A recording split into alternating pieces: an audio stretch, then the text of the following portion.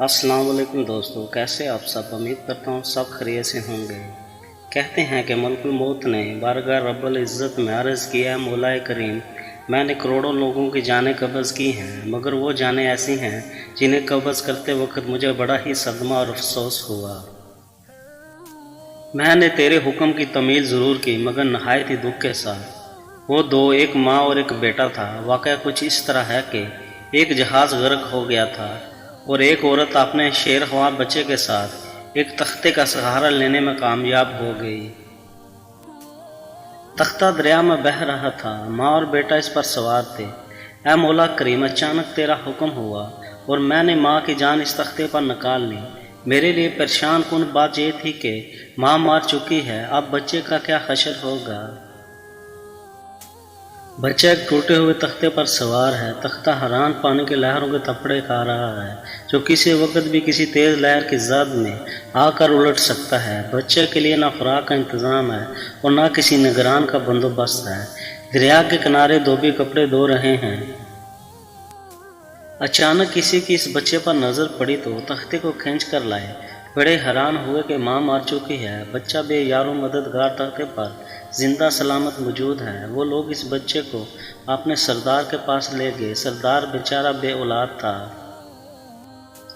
सरदार ने खूबसूरत बच्चा देखा तो इस पर इसका दिल आ गया और सरदार ने बच्चे को अपनी निगरानी में लेकर इससे अपना बेटा बना लिया। ये बच्चा 8-9 साल की उम्र का था कि अपने साथी बच्चों के साथ खेल रहा था। इतने में बादशाह वक्त की सवारी की आमद का शोर उठा। सब लोग इधर उधर भाग गए, लेकिन यह बच्चा सड़क पर अकेला खड़ा रहा। बादशाह की सवारी गुजर गई, इसके पीछे इसका अमला पैदल आ रहा था। इनमें से एक सिपाही को रास्ते में से सुरमे की एक पुड़ी मिल गई। इत्फाक से इस बच्चे की नज़र बहुत कमज़ोर थी और सुरमा की इसे बहुत ज़रूरत भी थी, लिहाजा इसने वो सुरमा बाहिफाजत अपने पास रख लिया। आंखों में लगाने से पहले इसे ख्याल आया कि यह सुरमा कोई तकलीफ न पहुंचाए। लगाने से पहले किसी दूसरे शख्स पर आजमा लेना चाहिए। करीब ही वो बच्चा खड़ा था। इसने इस बच्चे पर आजमाना चाहा। बच्चे ने सुरमा अपनी आंखों में लगा लिया, मगर ज्यों ही सुरमा इसने अपनी आंखों में लगाया, इसे ज़मीन की तह में मौजूद चीज़ें भी नज़र आने लगी। इसने देखा कि ज़मीन के अंदर बहुत से खजाने पोशीदा हैं। बच्चा होशियार था। इसने चीखना चलाना शुरू कर दिया कि सुरमा लगाने की वजह से मेरी आंखों में सख्त तकलीफ पैदा हो गई। और वो सुरमे की पूड़ियाँ गिरा कर चले गए। बच्चा सुरमे की पूड़ियाँ उठाकर घर पहुंचा और खुशी खुशी बाप को सारा वाक़या सुनाया। सरदार बड़ा खुश हुआ। बाप ने कहा कि हमारे पास आदमी भी हैं और गधे भी हैं, तुम सुरमा लगाओ, हम तुम्हारे साथ चलते हैं। जहाँ कहीं खजाना पाओ हमें बताओ, हम निकाल लेंगे।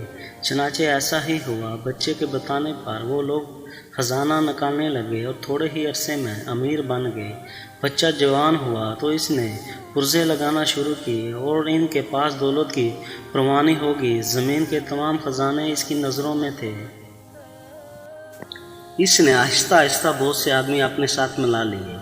इसके बाद तमाम सरदारों को इधर उधर कर दिया और खुद सरदार बन गया। आखिर नौबत यहाँ तक आ पहुँची कि इसने बादशाह के साथ भी टक्कर ले ली और इसे मगलूब करके खुद बादशाह बन गया। इस बच्चे का नाम शद्दाद था और ये वही बच्चा था जिसकी माँ तख्त पर मर गई थी और ये अकेला दरिया की लहरों के साथ बह रहा था।